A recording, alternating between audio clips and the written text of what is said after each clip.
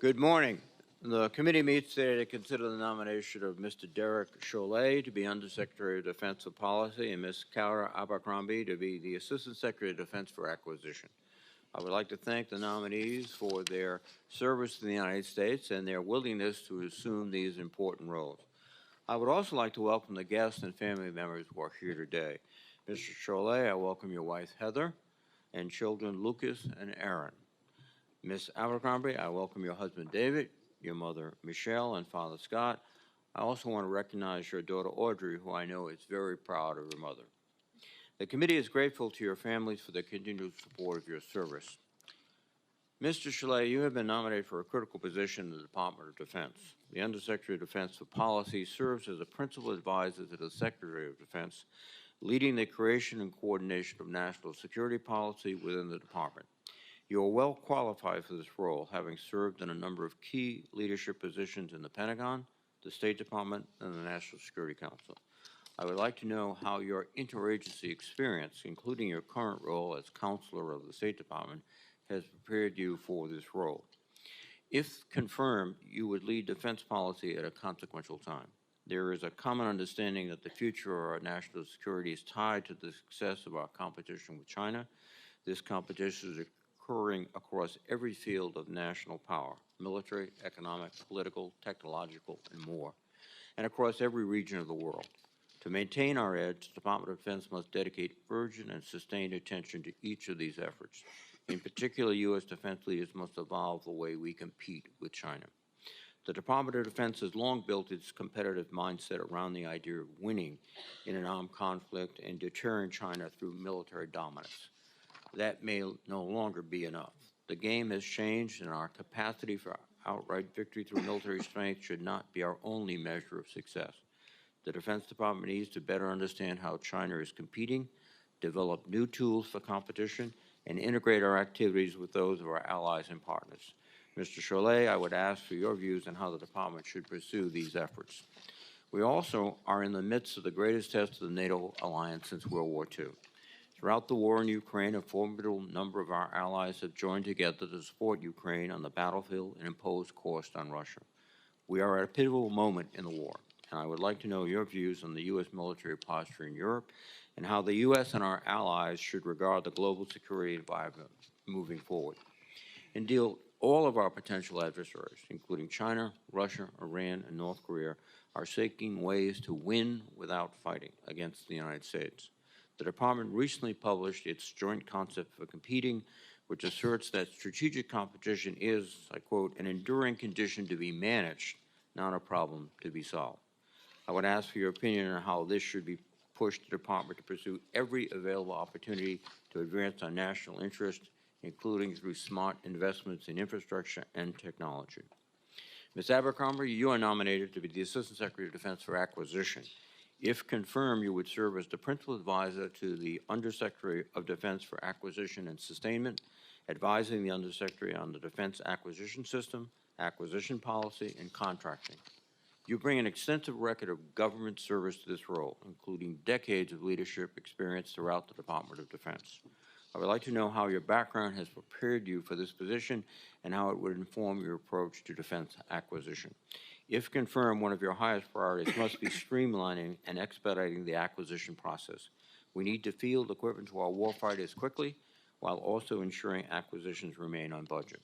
Although some progress has been made in recent years, the department acquisition process still remains on the Government Accountability Office's high-risk list. I would like to know how you plan to implement acquisition policies and reforms, such as the adaptive acquisition framework, to speed up the process. Finally, in order for the department to more effectively acquire defense weapon systems, you will be responsible for improving the data available to the department. This should include securing access to the necessary data rights or intellectual property, as well as better understanding cost, pricing, and contractual data. Ms. Abercrombie, I would like to know how you would plan to address each of these issues. Thank you again to our nominees. Let me now recognize the ranking member, Senator Wicker. Thank you, Mr. Chairman. Today we're here to consider two positions that are among the most important in the Department of Defense. I want to welcome you, Ms. Abercrombie, as well as your family. I also welcome Mr. Chollet and your wife and children. Glad to have you here today. It's worth setting some context as we begin this hearing. Recently, the Marine Corps Commandant, General Eric Smith, noted that our country is in something of an interwar period. He's right, and if we continue our current course, we risk transforming this moment from an interwar period to a pre-war period. I think we need to act and act quickly to prevent a war. As we face a growing threat from communist China, we need to pursue a policy of peace through strength. Strength. Unfortunately, when it comes to addressing our deterrence gaps, the current administration demonstrates a lack of urgency. It was President George H.W. Bush who said, when it comes to national defense, finishing second means finishing last. I agree with the former president, and right now we are finishing last when it comes to the military balance in the Western Pacific. So we must act quickly. Ms. Abercrombie, you have been nominated to the post of Assistant Secretary of Defense for Acquisition. You've had decades of experience in the Pentagon to prepare yourself for this position. I hope I can receive your commitment to work together to accelerate many of our most important procurement programs. For example, we need to work together on Harpoon anti-ship missiles. So let's talk about that. Mr. Chollet, you've been nominated to serve as Undersecretary of Defense for Policy, the third-ranking position in the department. You will advise the Secretary on some of our most sensitive national defense matters, and you will apprise Congress of the department's work. Mr. Chollet, the recent Undersecretary of Defense for Policy recently deflected House and Senate oversight efforts, made partisan comments unbecoming of his station, and demonstrated low regard for the authorities under the Constitution of the legislative branch. Many of his patterns of conduct were foreseeable given his public record. The Senate Republican Conference subsequently voted against his confirmation. Members on my side of the aisle have many questions still unanswered from his tenure. Mr. Chollet, I would like you to articulate what you understand your relationship with Congress ought to be and how you intend to repair the degraded relations with Congress, particularly on this side of the aisle. The important post to which you've been nominated requires someone with discretion and sound professional judgment. Mr. Chollet, you exhibit an indisputably impressive record of public service. Yet I need to note that you've also made several comments in the past that cause me some concern, and I hope you can clarify them for me today. You have trivialized the situation on our southern border. You've claimed that the institutional military is infected by systemic racism. And you've suggested that our decision to leave Afghanistan was strategically sound, and these are just some of the disturbing comments. As this process moves forward, senators are going to have to consider whether these views are appropriate. Many senior general and flag officers have told this committee we are in the most dangerous moment since World War II. I appreciate the opportunity to discuss these comments with you in more detail and receive a full accounting of your views and qualifications. But for now, thank you both for being here, and we look forward to hearing your testimony. Thank you, Mr. Chairman. Thank you, Senator Wicker. Mr. Chollet, you're recognized for your opening statement. Well, thank you, Chairman Reed and Could you bring that microphone as close as possible? And Ranking Member Wicker and distinguished members of the committee. I really appreciate the opportunity to appear before you today. I'd like to thank President Biden for my nomination and Secretary Austin and Deputy Secretary Hicks for their confidence in me. I would also like to thank Secretary of State Blinken and all of my teammates at the Department of State for being such terrific colleagues over the last 2.5 years and for all they do every day around the world on behalf of the American people. But most importantly, I would like to thank my family, without whom I would not be here today. And that starts, of course, with my parents, who are watching from home in Nebraska, to my brother and sister, to my terrific in-laws. But most important, of course, I owe my greatest thanks to the family that is with me here today. My son, Lucas, my daughter, Erin, and my wife, Heather Hostetter. They inspire me every day. They have given me their full support and made so many sacrifices as I have pursued this career of public service. Quite simply, I could not do this without them. Mr. Chairman, members of the committee, there is no more sacred mission than that of the U.S. Department of Defense to keep Americans safe and to protect our interests abroad. I am deeply humbled at the prospect of returning to the Pentagon to work with the inspiring men and women of our armed forces. As the administration's national security strategy makes clear, we are living in a decisive decade. This is a moment as challenging and complex as any we have faced in our modern history. Foremost among those challenges is the pacing threat posed by the People's Republic of China, the one country today with both the intent and the growing capability to remake the world order that we helped create. At the same time, we must also address what the National Defense Strategy correctly calls as the acute threat posed by Putin's aggressive Russia. And Mr. Chairman, members of the committee, if confirmed, I will continue this administration's work to provide military support to Ukraine and rally the world for Ukraine's self-defense. This has been an unprecedented effort in which Congress has been an indispensable partner. But as we all heard last week from President Zelensky during his visit here to Washington, our work is not yet over.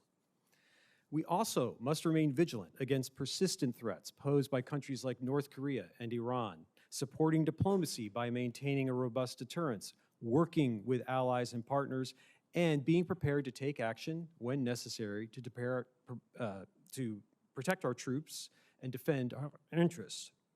Our forces must be as modern and capable as possible. That means having an urgency to invest and innovate, whether that's ensuring that our undersea warfighting capability remains second to none or continuing to lead on AI. It also means having a safe, reliable, and effective nuclear deterrent, investing in our triad so it remains robust and credible in the eyes of both our adversaries and our allies. Mr. Chairman, members of the committee, to be successful in meeting these and so many other challenges, we must work together. Inside the executive branch, that means the Defense and State Departments working hand in hand as one team to marry force and diplomacy, which, given my experience in both buildings, I believe I can help do.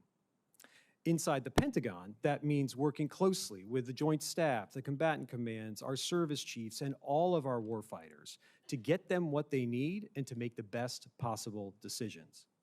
But no less important, working together means forging a close partnership with all of you on this committee and the Congress as a whole. I have long admired this committee's bipartisan commitment to our national security and its thoughtful and forward-thinking oversight of our military. Throughout my career, I have tried to live up to this example of bipartisanship in our national security. It's an example set by the two secretaries of defense in which I previously worked, Secretary Panetta and Secretary Hagel, and I know it is a priority for Secretary Austin today. I am proud and humbled to have received the public support from nearly 36 senior national security professionals who have served in the past 4 Republican administrations. These are former bosses, mentors, colleagues, and friends of mine. So, Mr. Chairman, members of the committee, you have my word that if confirmed, I will treat you as the full partner that you need to be straight with you, to be accessible, to be responsive in a timely manner, and to be as transparent as I can possibly be, all in our common effort to meet our shared objectives to make this country safe, secure, and prosperous. Thank you, and I look forward to your questions. Ms. Abercrombie, please. Good morning, Chairman Reed, Ranking Member Wicker, and distinguished members of the committee. It's an honor to appear before you this morning. I am humbled and grateful to have been nominated by President Biden to serve as the Assistant Secretary of Defense for Acquisition. I greatly appreciate the trust that he, Secretary Austin, Deputy Secretary Hicks, and Undersecretary LaPlante have placed in me. And thank you for your consideration of my nomination. I'd also like to thank the committee for your tradition of bipartisan support for the Defense Department. In this decisive decade, when the United States military must deter further Russian aggression, as well as an increasingly capable People's Republic of China, all while mitigating and protecting against threats from Iran, North Korea, and violent extremist organizations, continued bipartisan support is essential. I'd also like to take a moment to thank my family, whose love and support have carried me to this moment. My parents, who are here today, both instilled in my brother and me the spirit of service from a young age.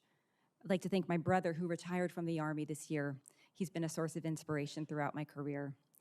Most of all, I want to thank my husband, David, who's here today, and our daughter, Audrey, for their steadfast love and encouragement to go for the challenging jobs, even when it has meant sacrifice at home. I'd also like to thank the many mentors who've helped guide me over the course of my career and the distinguished public servants I've had the privilege to work alongside at the National Security Council and in the Department of Defense. I joined the Department of Defense as a Presidential Management Fellow 20 years ago, with no expectation I would stay more than a few years. But the sense of mission and purpose, particularly in the shadows of the 9/11 attacks, pulled me in. And it is this sense of mission that motivates me to pursue this position in acquisition. Acquisition policy has always been extremely important to the department's function, but has taken on greater significance in today's dynamic security environment. As warfighting has expanded into newer domains like space and cyber, with innovation moving at an increasingly rapid clip, and with new technologies being developed by non-traditional sources, we cannot be satisfied with business as usual. We no longer can wait decades to bring programs to fruition.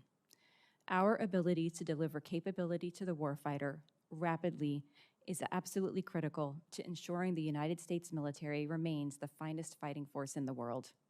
And as the nature of warfighting evolves, so must our acquisition policy become more agile, more responsive, and able to procure new capabilities from a variety of suppliers. I believe my 2 decades of government service have prepared me well for this position. I've served in multiple senior roles in the department, building and leading teams to tackle a diverse range of issues, from deepening defense partnerships in Asia to revamping management of the security cooperation workforce. In my current capacity at the National Security Council, I have worked closely with leaders across the department, helping translate presidential national security policy objectives into concrete actions. I have a deep understanding of defense strategy and policy and the outcomes we need our acquisition policy to achieve.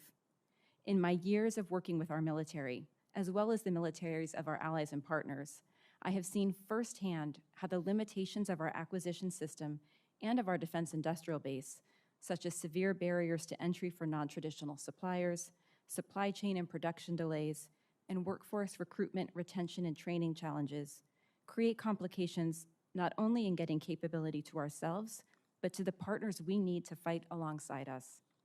I have an intimate knowledge of the department and its processes, and a proven track record of working with and across department components to get things done, meeting objectives within defined timelines. If confirmed as the Assistant Secretary of Defense for Acquisition, I will bring to bear this expertise, my personal credibility with stakeholders across the department, and the leadership and management experience to head the talented OSD acquisitions team and ensure it evolves and adapts policies and practices to support not only the warfighter of today, but the warfighter of the future. I commit to this committee that I will ensure the Department of Defense embraces flexibility, adopts new approaches to enable speed and scale, bringing the best capability to the warfighter from a diverse range of providers, all while maintaining good oversight and transparency and providing value to the U.S. taxpayer. Chairman Reed, I pledge to do this in close partnership with stakeholders if confirmed, with the committee across the department, and certainly with our industry partners as well. If confirmed, I pledge to work closely with this committee to maintain open lines of communication and to provide the transparency that you require to exercise your oversight. Thank you, and I look forward to your questions. Thank you very much. I have a series of standard questions for all nominees. You may respond together appropriately. Have you adhered to applicable laws and regulations governing conflicts of interest? Yes. Yes. Have you assumed any duties or taken any actions that would appear to presume the outcome of the confirmation process? No, Senator. No, Senator.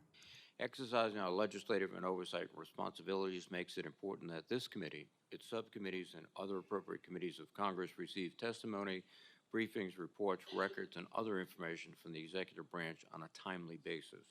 Do you agree, if confirmed, to appear and testify before this committee when requested? Yes, Chairman. Yes. Do you agree when asked before this committee to give your personal views, even if your views differ from the administration?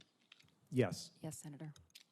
Do you agree to provide records, documents, and electronic communications in a timely manner when requested by this committee, its subcommittees, or other appropriate committees of Congress, and to consult with the requester regarding the basis for any good faith delay or denial in providing such records? Yes. Yes. Will you ensure that your staff complies with deadlines established by this committee for the production of reports, records, and other information, including timely responding to hearing questions for the record? Yes. Yes. Will you cooperate in providing witnesses and briefers in response to congressional requests? Yes. Yes. Will those witnesses and briefers be protected from reprisal for their testimony or briefings? Yes. Thank you very much. Mr. Chollet, we are engaged in supporting the government of Ukraine, and which for them, and I think for us, is an existential conflict. The administration did a remarkable job in assembling a strong worldwide coalition, but particularly NATO. What would be the impact if we began to cut off funding to Ukraine, both to the Ukrainians and to our alliance? Chairman Reed, thank you for the question, and thank you for the time you gave me the other day in your office. I enjoyed the discussion. The impact if the U.S. were to stop providing significant support to Ukraine would be devastating. It'd be devastating, first and foremost, to Ukraine, which is putting good use of this assistance we've been providing them, but also to this very, very impressive alliance that has been formed over the last 20 months. 50-some countries are contributing in some way to the effort in Ukraine, and these are countries not just from Europe. These are countries all around the world that are providing some form of military assistance. We are leading by example. We are doing the most thanks to Congress's strong support here. And so I think it is absolutely vital that we maintain our robust assistance to Ukraine. Thank you. Ms. Abercrombie, sort of working backwards, particularly in the Indo-Pacific, we could have situations where we have equipment that needs to be repaired, but the prospect of getting civilian contractors into islands in the Philippines is not that feasible, which drives me to the point I'd like to make is that we have to be able to fix those types of equipment in very difficult circumstances. That means we need the intellectual property, we need the data, which the companies now routinely keep. And I think also you might comment on whether this would help us with respect to sustainment costs if the work is being done by military personnel and not exclusively by contractors. Go ahead. Chairman Reed, thanks for raising this very important question, and thank you for the time in your office last week. So I agree, intellectual property rights are something that the department must take a new approach to. It's different than we have done in the past. And I do believe that the department is moving in the right direction. But if confirmed, Senator, what I would pledge to do is make sure the workforce is making adequate use of the flexible acquisition policies that we do have in place for software acquisition to make sure we're building that discussion in from the beginning of the contracting process. I also think there's a way to work in partnership with industry to make sure we can have that IP access to do just precisely what you have suggested, which is to give the warfighter access in the field in the time of need without infringing upon industry's investments in the intellectual property itself. Thank you. One of the senses I have is that the COCOMs have really specific graphic and information about what they need. In your role, will you stay in close contact with the COCOMs? In fact, some of them have resources to develop systems that might be very effective if it's deployed throughout the service. Will you maintain that kind of close cooperation? Senator Reed, yes, if confirmed, I think it's my duty to make sure I've got good connections with all the sources of innovation across the department, including the COCOMs. Thank you. Mr. Chollet, China is the pacing threat. Taiwan is the most significant issue among many that divides us. Our strategy so far has been deemed strategic ambiguity. People have suggested we abandon that and declare much more forcefully and explicitly our commitment to Taiwan. Avril Haines, before, has commented that this would be deeply destabilizing and would solidify Chinese perceptions that the U.S. is bent on constraining their rise and produce more aggressive behavior. What is your sort of take on that? Thank you, Chairman Reed. I agree with the DNI on the importance of strategic ambiguity. It has served us quite well for several decades now as we have worked to provide critical military support to Taiwan, guided by the Taiwan Relations Act. I should say that this is an area where Congress has been a leader since 1979 and the passage of the Taiwan Relations Act. So if confirmed, I would look forward to working with all of you to ensure that we're doing whatever we can to provide support to Taiwan, because the freedom of that democracy is absolutely critical to our interests. I have just a few seconds left, so this may be more a comment than a question, but there's a very difficult dynamic going on. To the extent that we build up Taiwan, and it looks as if it becomes more and more impregnable, it might force the Chinese to do something dramatic and aggressive. How do you want Chern to balance that very difficult dynamic? It is a very difficult dynamic, but I think the facts show that the PRC is building up capability at a very alarming rate to threaten Taiwan. It's important for the United States to work with Taiwan to maintain deterrence across the Taiwan Strait, and if confirmed, that will be one of my missions. Thank you very much. Senator Wicker, please. Thank you very much. Try to cover a lot of things. Ms. Abercrombie, more than $44 billion has been appropriated for weapons to support Ukraine since the start of the conflict a year and a half ago. Yet a recent fact sheet shows that 62% of the funds have not even been put on contract. Do you think this is correct? And if confirmed, will you take steps to clear this backlog as soon as possible? Senator Wicker, thank you for your question, and thank you for the time in your office last week. If confirmed, Senator, I will absolutely commit to you that I will focus on ensuring we are contracting using all the funds that Congress has appropriated for the Ukraine backfill effort and for Ukraine itself and getting those on contract. My understanding in speaking with the Department of the Army is that they have at least a 60% contracted rate going forward, but Senator, I pledge to look into that if confirmed across all the services. Hope we can solve that. I understand from our experts that a few hundred harpoons on Taiwan could significantly blunt Chinese amphibious advances. But the contracting timelines for harpoons have been far too long, and senior leadership has not exerted any pressure to fix this problem. How can we fix this problem? And do you agree that just a few hundred harpoons would be a significant help to Taiwan?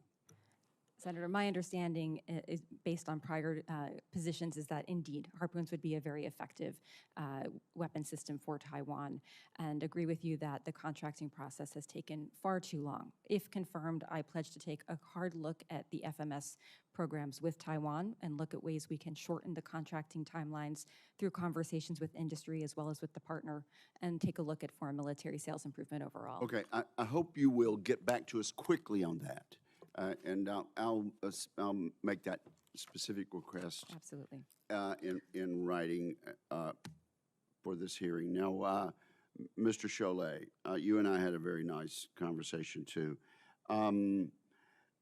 You had a role with the State Department with regard to the withdrawal from Afghanistan. Is that correct? Senator, again, thanks again for the time the other day. I really appreciated the conversation. As a senior advisor to Secretary Blinken, I'm sort of a utility infielder for the Secretary. So during the evacuation, it was an all-hands-on-deck exercise, and I did whatever I could to try to solve problems, which included working mainly with our allies and partners as we were coordinating this multinational effort of the evacuation. In an interview with George Stephanopoulos, the president said, and I quote, "If there's American citizens left, we're going to stay and get them out." The question was, would the U.S. troops stay beyond August 31st? if there were still Americans to evacuate. The president's response was in the affirmative. When did you realize that the president was not going to do this? Well, Senator, thanks for the question.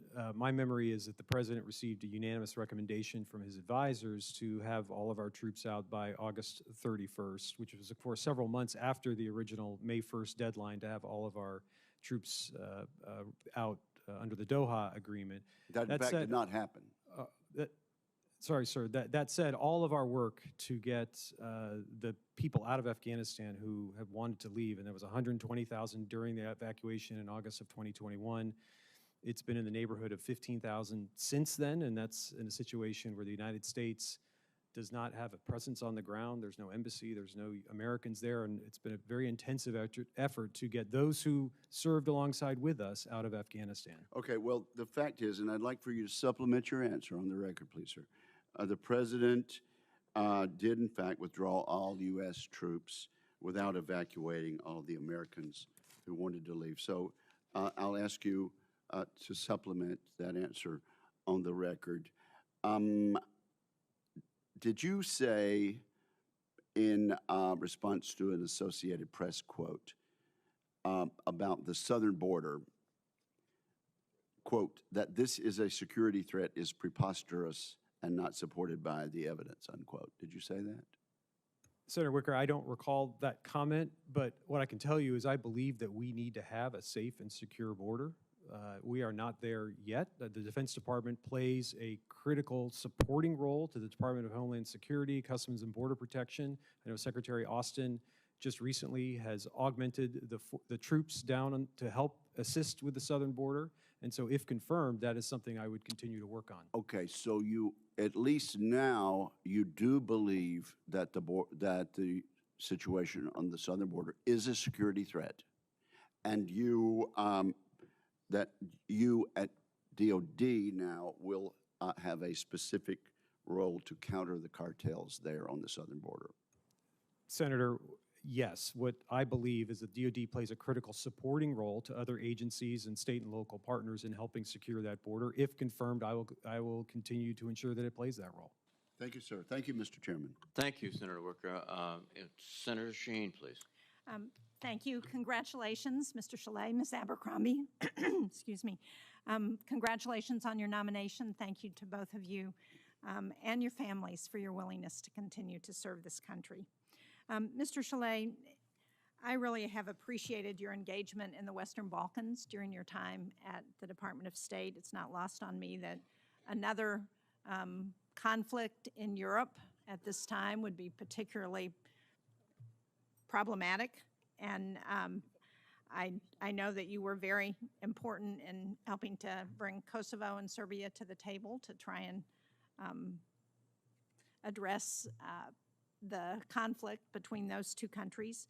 And part of ensuring that peace in the region is NATO's KFOR force. And I wonder if you could talk about how you see working with General Chollet and U.S. European Command to ensure that KFOR both has the resources that it needs and looks at whether there needs to be an expanded mission given the recent violence in the northern part of Kosovo. Senator Shaheen, thank you again for the question. Thank you for all of your leadership in this effort, because the engagement of the Congress in the Western Balkans has been absolutely critical to our overall efforts. Unfortunately, the situation across the Western Balkans remains very unstable. As you know, we both had the opportunity to see the Bosnian foreign minister a few days ago, who said to me, we need to be worried about a Russian bear being in the belly of Europe. And so instability in the Western Balkans would not stay in the Western Balkans. And so that's why it's important for all of us to work to see that we can bring lasting peace to that region. The situation in Kosovo and Serbia has been troubling for some time, and there was another flare-up of violence over the weekend. I spoke just a few days ago with the president of Serbia, as well as the prime minister of Kosovo, to try to tamp down some of those tensions. But the important role that the Defense Department plays in supporting KFOR, the NATO mission in Kosovo, which is helping to keep the peace in northern Kosovo, is absolutely essential. So if confirmed, I would work with General Chollet and the entire EUCOM family, as well as our NATO partners, to ensure that we're doing what we need to have enough capability so that KFOR can help keep the peace in this critical part of the world. Well, thank you. And as we think about the need for other peacekeeping forces in the Balkans, obviously the U4 mission is very important in Bosnia-Herzegovina, and they are coming up on another reauthorization that needs to happen at the UN at the end of October. Can you talk about the prospects for that reauthorization? Sure, thank you, Senator Shaheen. I had an opportunity to speak with the Bosnian foreign minister about this the other day. I think the prospects are looking better, although we are not there yet. We still have some time before that authorization will happen. Last year, it was a close-run thing, and so I can tell you that from the State Department perspective right now, we are working hard to ensure that that U4 mandate gets expanded or gets renewed in Bosnia.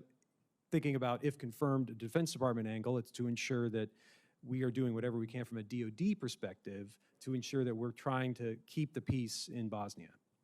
Well, and as the foreign minister pointed out, if U4 fails, then NATO would be a last resort, which I assume would not be something that some of the elements in Bosnia-Herzegovina would be interested in seeing. Senator, that's absolutely right. Thank you. Ms. Abercrombie, you've talked about the challenge of balancing the commercial technology services that are available and the department's need to use those. One of those efforts that got a lot of attention was Starlink's role in the Ukraine war. So how can we ensure that if there are commercial contracts with the department, that the decisions made about how those services are used are based on policy that the department and this country believe are in the best interests of the department, not in the best interests of a commercial entity?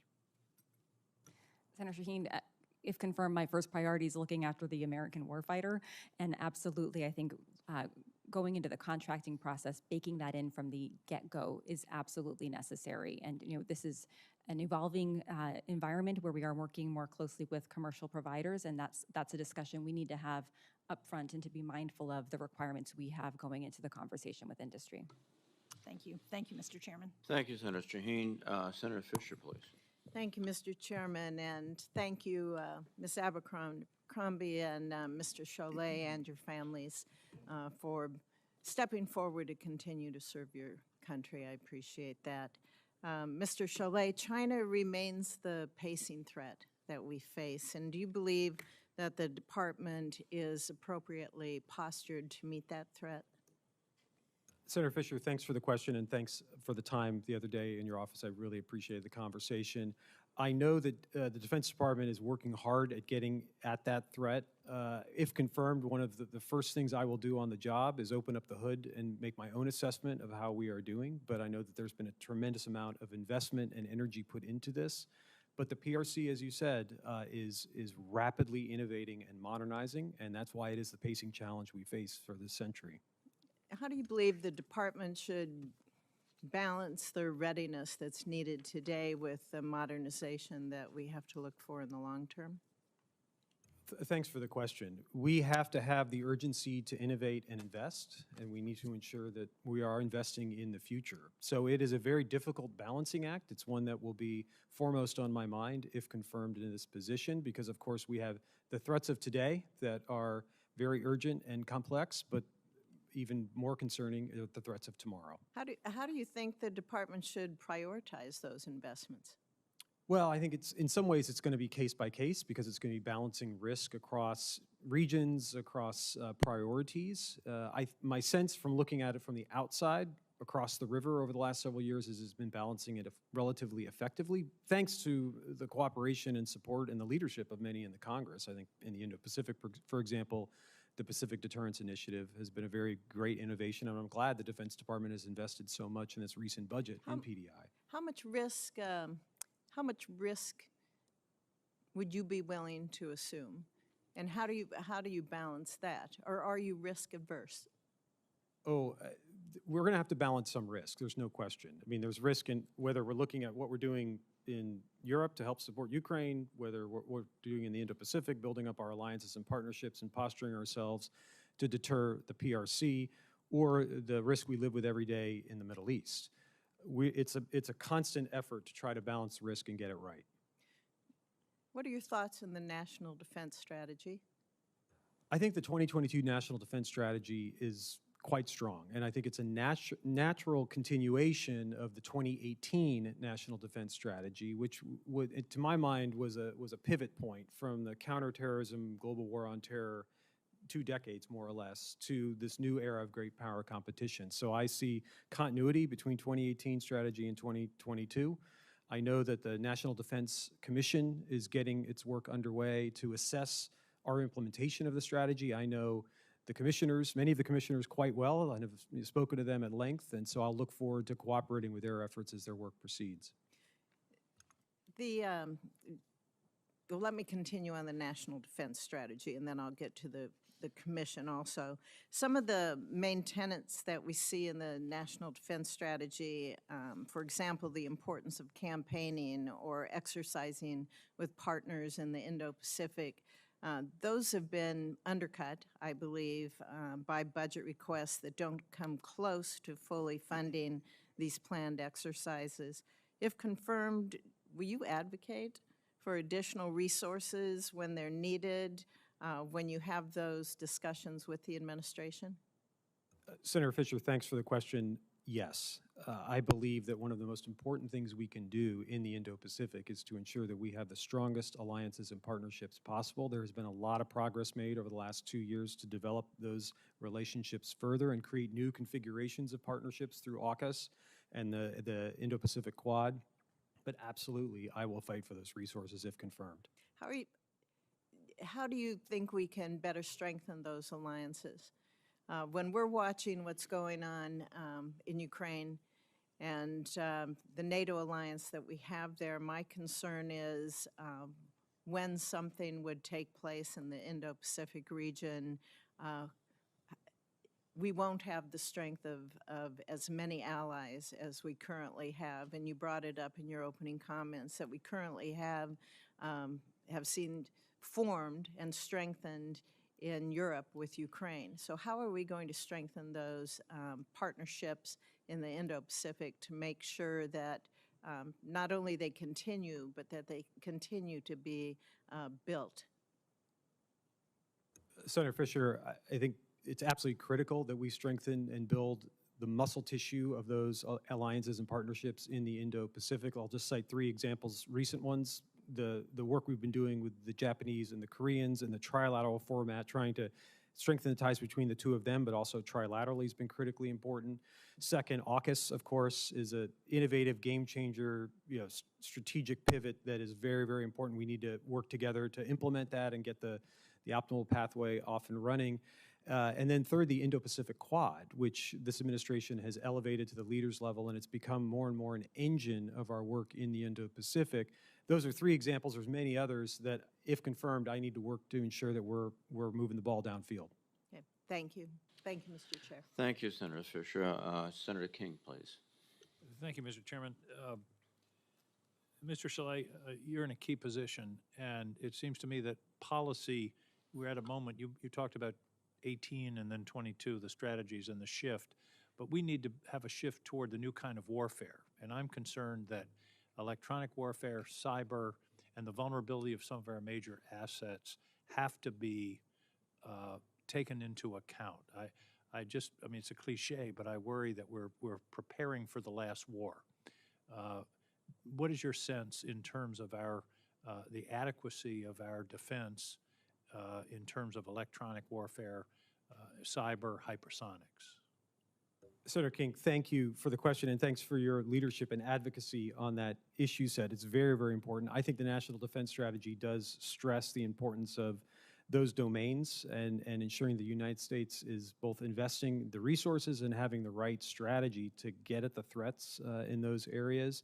I remember well from when I previously served in the Pentagon 10 years ago, Secretary Panetta giving a very important speech talking about Cyber Pearl Harbor, which was one of the first efforts of a SecDef to talk about cybersecurity from a Defense Department perspective. I know there's been a lot of good work underway thanks to the support and leadership of the Congress on these issues. And so if confirmed, I'd look forward to working with you and seeing how we can advance this issue. I remember using the image of a cyber Pearl Harbor myself. I'm not sure whether I stole it from Panetta or he stole it from me, but in any case, it's an absolutely critical element of looking forward. I think one of the strengths you bring to this is your experience in the State Department. Alliances are our asymmetric advantage. China has customers, we have allies. And to the extent we can continue to build on those alliances, particularly in Asia and in the Pacific, do you agree that that's one of the most important strategic and policy developments, both from the Defense Department point of view, but also from the Department of State and the U.S. government? Oh, absolutely, Senator King. This is our strategic advantage. It's an enduring advantage that we have. We need to not just tend to those alliances and partnerships, but make them stronger and expand them out. When I previously served at the Pentagon as the Assistant Secretary for International Security Affairs, I covered the Middle East and Europe and the Western Hemisphere and Africa. And I spent most of my waking hours working with our foreign partners on those are what we're doing together, either through alliances or through strong partnerships.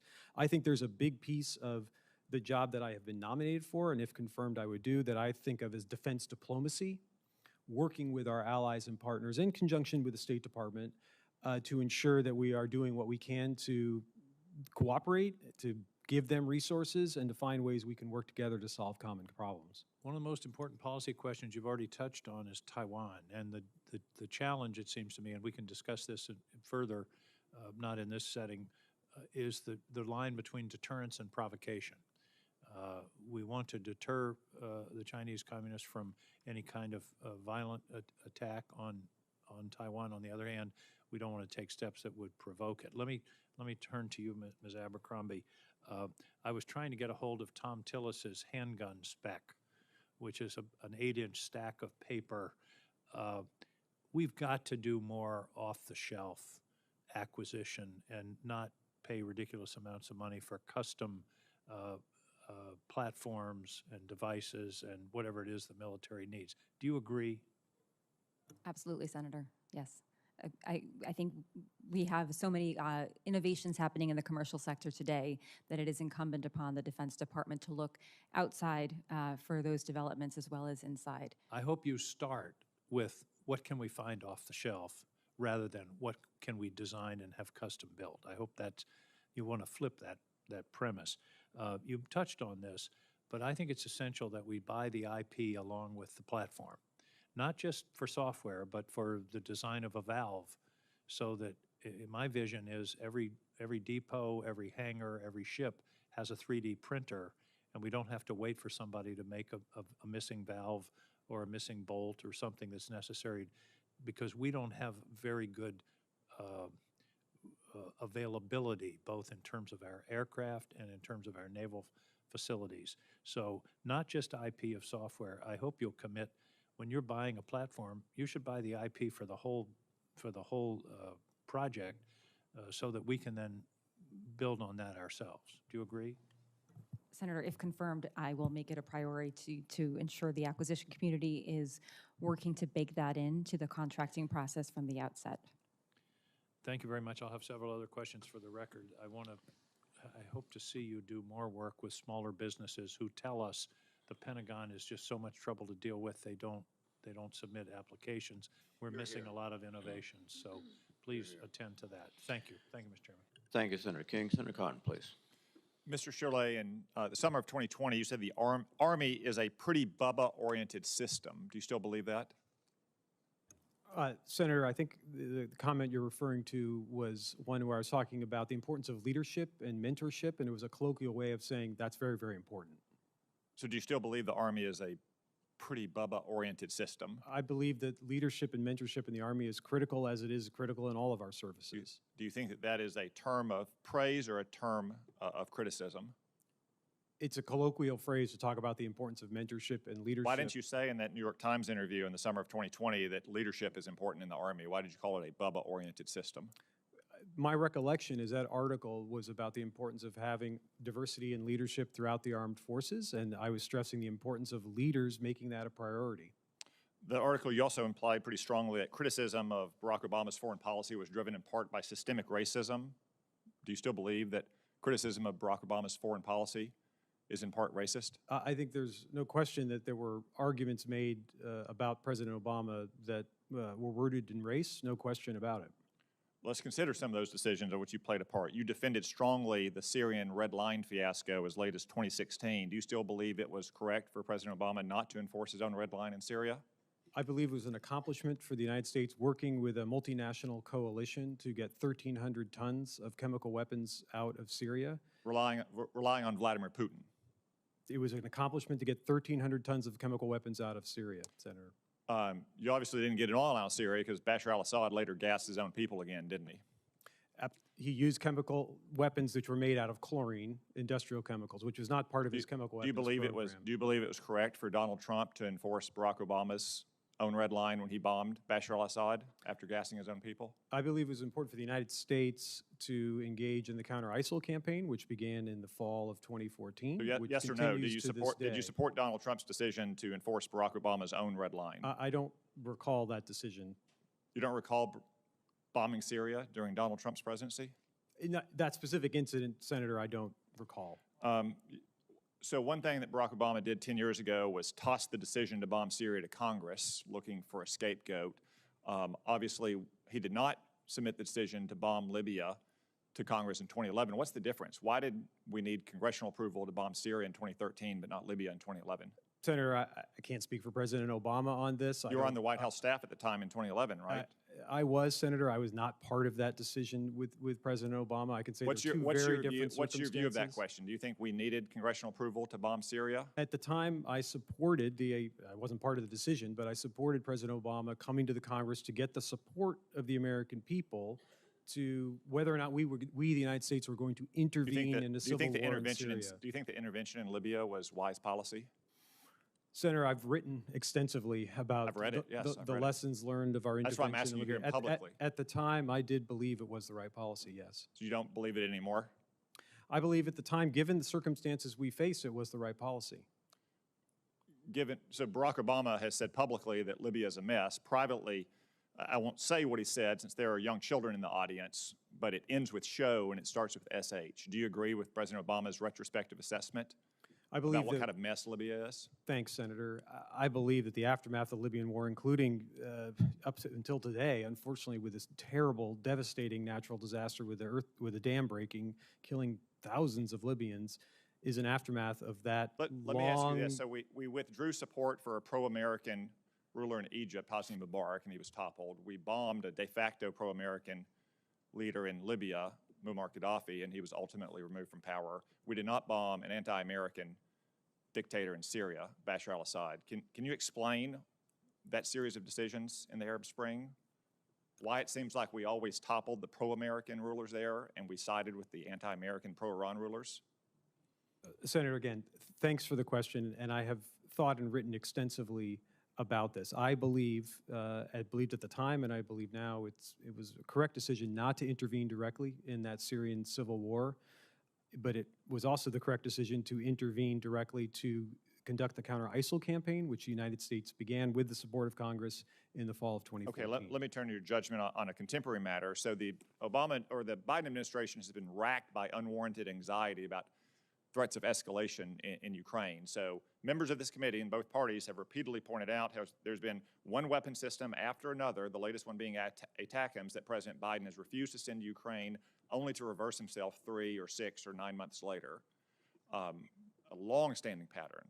In retrospect, do you agree there's any weapon system that the Biden administration should have sent earlier than it finally ended up sending him? Or do you think it's pitched a perfect game on every decision?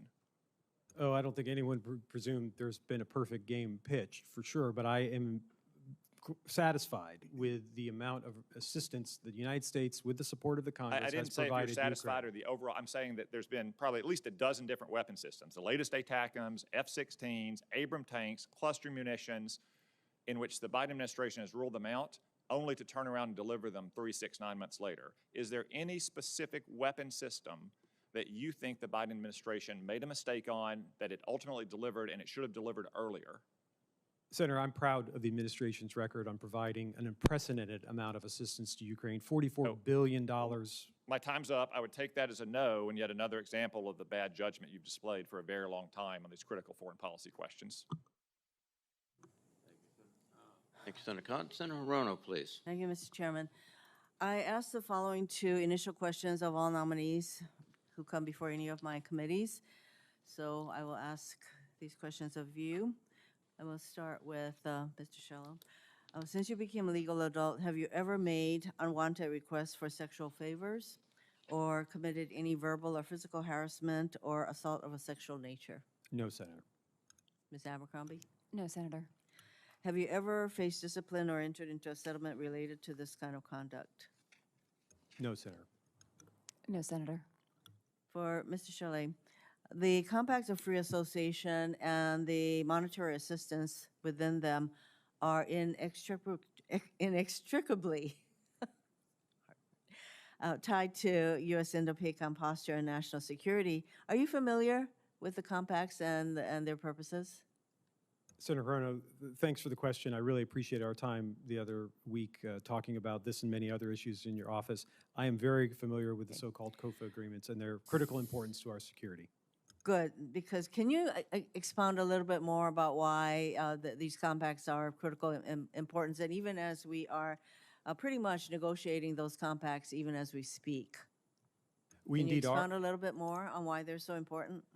Sure, Senator. These compacts help provide critical access to our forces and personnel throughout the Pacific Islands, which, given the challenges we are facing in the Indo-Pacific, particularly emanating from the PRC, that access is absolutely critical to our security. And especially as we are very focused on the Indo-PACOM AOR, that our agreements with the compact nations, Palau, Micronesia, and I'm sorry, Marshall Senator. Islands. Very important. Thank you.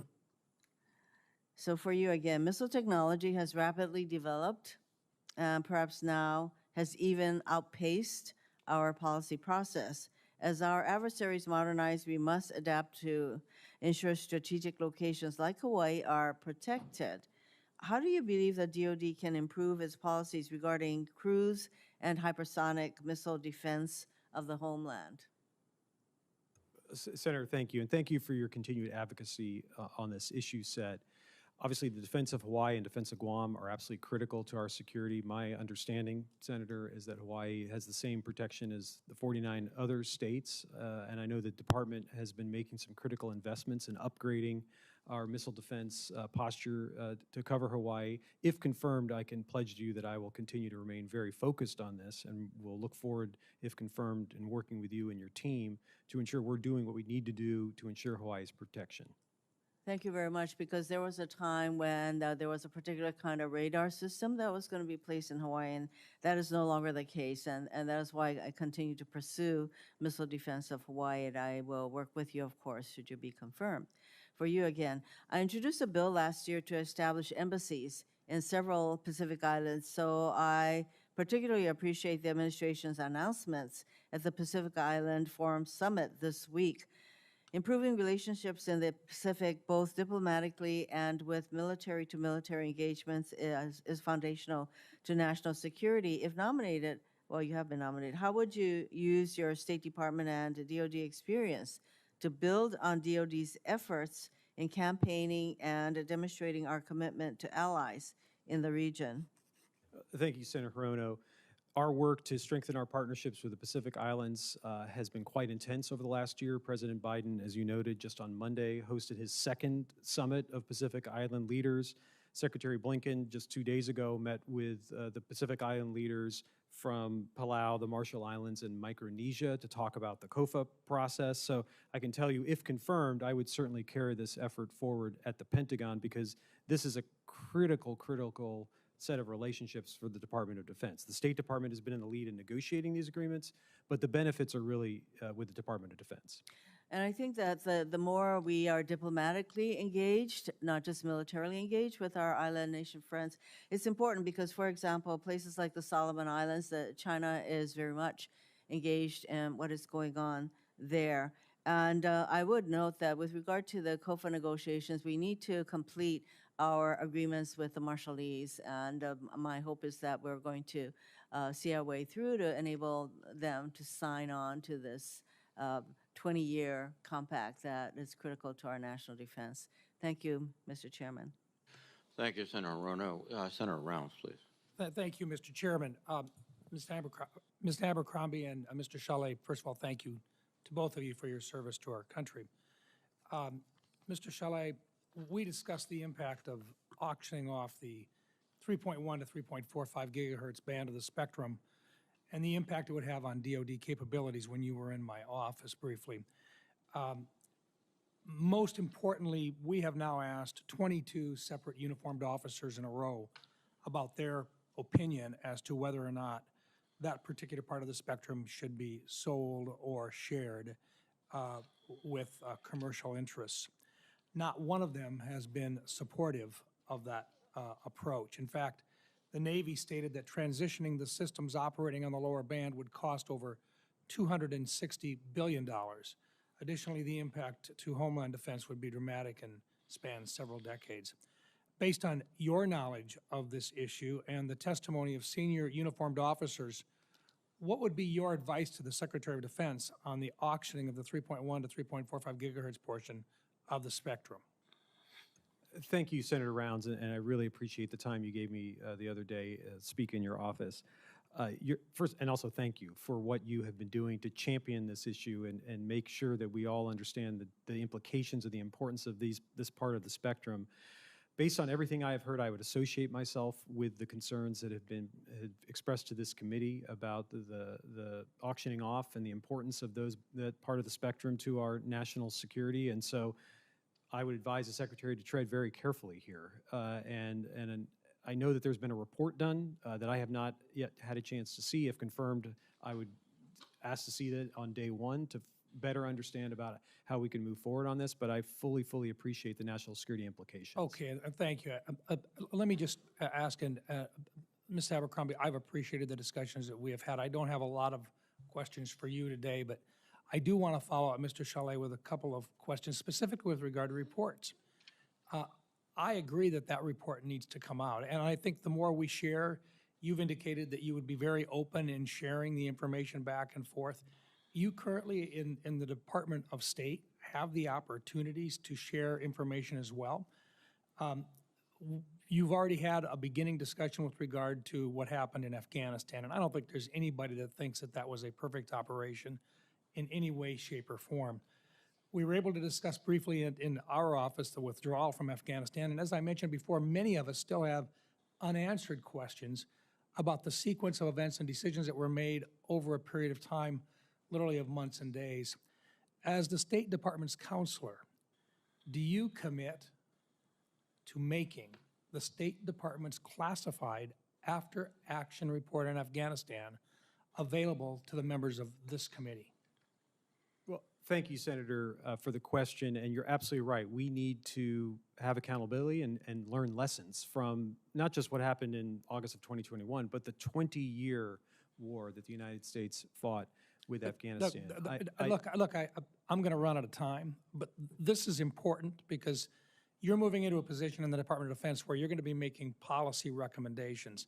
Part of that means sharing good information with members of this committee to either gain support or to literally revisit whether or not those recommendations are appropriate or not. Pretty straightforward as to whether or not, as the counselor for the Department of State, are you prepared in your current position to make that report available? I'm not asking you to declassify it, but it should be made available to members here so that we can see it. What's your opinion as a policymaker in your current position? Are you prepared to make that available to members of this committee?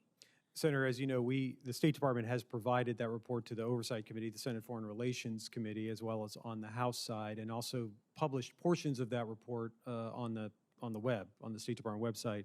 I would commit to you to taking it back to my State Department colleagues and noting your desire That's to fair. have that committee.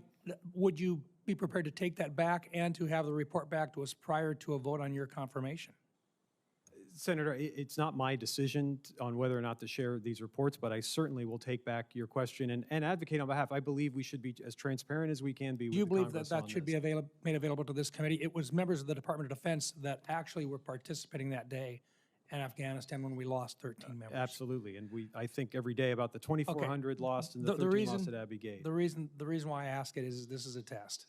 This is a test to find out whether or not in the future you would also work with us on getting the information that we need to either question the policy recommendations that you've made or to support those policies. I think this committee does a great job on a bipartisan basis, but we've got to be able to have the information to make those recommendations and learn the reasoning behind them.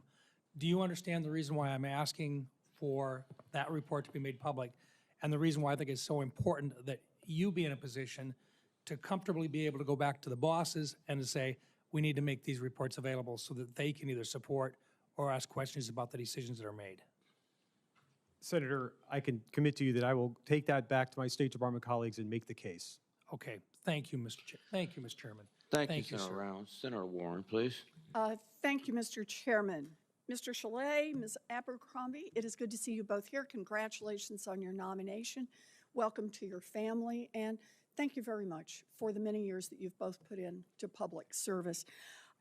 When the U.S. military operations kill civilians, we damage our reputation, and it becomes a national security liability. And that's why I worked with DoD to create Civilian Protection Center of Excellence as part of a comprehensive plan to address this problem. The State Department is also enhancing oversight to make sure that U.S.-provided weapons don't contribute to civilian harm. This is progress, real progress, but there's still more that needs to be done. In May, CENTCOM conducted a strike in Syria that may have resulted in the death of a farmer and a father of 10. It took a litany of press coverage to convince the Joint Special Operations Command to finally open up a civilian casualty credibility assessment report 2 weeks later. This approach is only one of the many instances where the public have come to doubt DoD's credibility. Mr. Chollet, do you agree that it is important for our investigations to be regarded as credible around the world? Senator Warren, thank you for the question. Thank you for the time in your office the other day and your leadership on this issue, as we've discussed multiple times.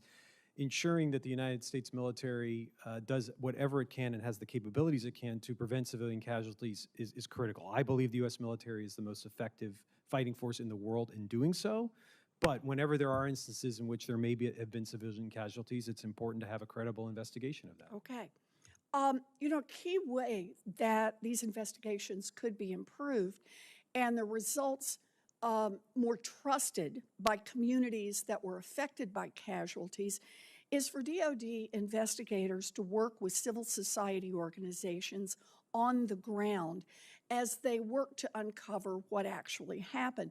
When I visited Ukraine last month, I was impressed by how closely their military works with civil society organizations to prevent and respond to civilian casualties.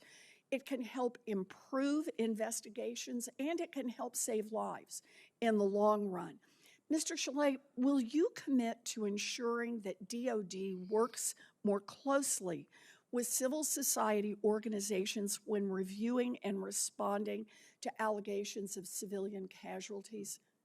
Senator Warren, thanks for the question. I know the Defense Department has revamped its efforts and tried to add some capability to understand the civilian casualty question whenever there is an instance that may have occurred. Working with civil society organizations is absolutely critical. If confirmed, I will dig into this and work toward that objective. Okay. You know, in 2018, Joint Staff Review found that 58% of acknowledged cases of civilian harm originated from civil society organizations and external investigations, more than half. And yet, too often, DoD has seen outsiders as the enemy rather than as the valuable resource that they can be. It's clear that we still need more progress, that DOD needs to do more on engaging civil society and helping improve its credibility in this area. I am very glad to hear you say that you will take the lead in this because we're depending on you to get this right. Ultimately, this is good for America's military, this is good for our nation, and it helps us all around the world. Thank you very much, Mr. Chollet. Thank you, Senator Warren. Senator Ernst, please. Yes, thank you, Mr. Chair, and thank you, Mr. Chollet and Ms. Abercrombie for being in front of us today, and I want to thank your families as well for their support. So, Mr. Chollet, I'll start with you. I have consistently worked hard to lead bipartisan and bicameral efforts to counter Iran, and I am very upset that the Biden administration continues to put more Americans at risk through their strategy of appeasement, which has emboldened Iranian aggression. So, Mr. Chollet, you currently serve as the State Department counselor, and during your tenure with the State Department, hired a Miss Ariane Tabatabai, whom we've recently learned was part of an Iranian government information operation. And according to reports, Ms. Tabatabai sought feedback from Iran's foreign minister on conferences she attended and in testimony she provided before Congress. She now serves in the office of the Assistant Secretary of Defense for SOLIC, Special Operations Low Intensity Conflict, which you will oversee if you are confirmed as Undersecretary. Do you believe it is prudent to have an individual with a history of conferring with Iranian officials in a highly sensitive role related to counterterrorism and special operations? Thank you, Senator, for the question. I appreciated the time we spent together in your office last week. I know nothing about this particular instance. I only know what I have read in the press. All I can say is, given my experience at the Defense Department as well as the State Department and the National Security Council, anyone who serves in a position of national security has to go through a rigorous background check. But other than that, I know nothing about this episode. Right. So let's talk a little bit about that. So she does have a clearance. Do you believe it would be prudent to suspend her clearance then, pending review in light of these allegations that she participated in an Iranian information operation to mislead the American public? Senator, again, I know nothing about this allegation, so I'm not in a position to comment on it. Okay, it would be my opinion that it should be suspended. And so we'll talk about the security clearance process as well. It's widely known, and you just stated that they go through, a rigorous vetting process. So it's known that security clearances require individuals to report personal interactions with foreign equities. And as the chief advisor to the Secretary of State, you have access to records of State Department employees. And you've stated, to the best of your knowledge, then, that this individual, Ms. Tabatabai, disclosed this relationship when she worked for you at the State Department, or not? Senator, I have no knowledge of this case at all. I would assume that all of the normal procedures were followed here, but I don't have any direct knowledge of that.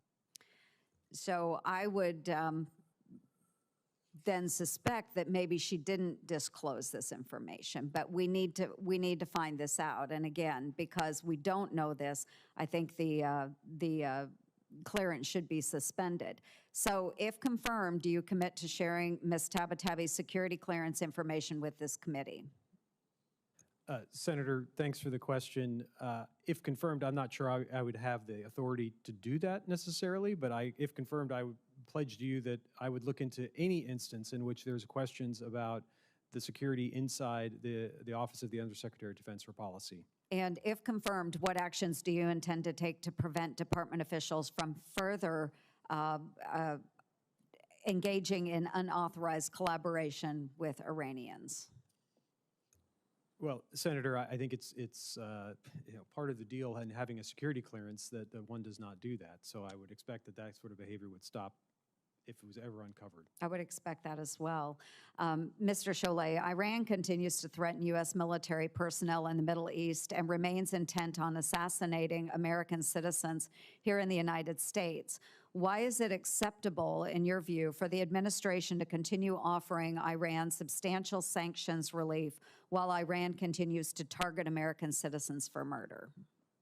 Senator, I think one of the foremost responsibilities I would have, if confirmed for this position, is ensuring that we are doing whatever we can to deter Iran and push back from its malign behavior across the board in the region and around the world. I think we have restored some degree of deterrence over the last several months. There's not been an attack on our forces in Syria since March. There's not been an attack on our forces in Iraq for over a year. But every day we need to wake up and make sure that we are doing what we can to deter Iran so that they don't think that today's the day. Yeah, and obviously, Mr. Chollet, the administration's view of Iran and my view of Iran is very, very different. I know this will be a point of contention as we move forward through your confirmation process, but I appreciate your answers. Thank you very much. Thank you, Mr. Chair. Thank you, Senator. Senator Blumenthal, please. Thank you, Mr. Chairman, and thank you both for your public service and your families. Ms. Abercrombie, I'm deeply concerned about the apparent shortfall that we are seeing in ammunition going to Ukraine. I share, and I've expressed very vocally, some of the reservations about the past administration delivery, sometimes later than we would like to see, of critical weapons platforms, whether they are armored vehicles, tanks, F-16s, and now ATACMS, which I think are vital. But there should be no question that the 155 millimeter artillery shells are needed to produce at a much heightened rate. We're now producing them, I think, at about 1/10 the volume that the Ukrainians are using them. And they're going to run out of them. We're going to run out of them. That's just one example. What would you do in your role as, in effect, the main Pentagon official in charge of acquisition to speed and increase the production of key defense supplies that are needed by the Ukrainians? And would one of those possible measures include building more production capacity in Ukraine? I've spoken to both the White House and I've talked to President Zelensky about it, talked to him in Ukraine when I visited last a number of weeks ago, and here when he visited. And the Ukrainians are ready to build. What they need is the investment to build. They were once the hub of the Soviet Union's defense capabilities, as you know, and they could be again if provided with the capital to do so, and the air defense. So, two questions. What would you do generally, and what can we do to increase the capacity of Ukraine to build its own production capacity?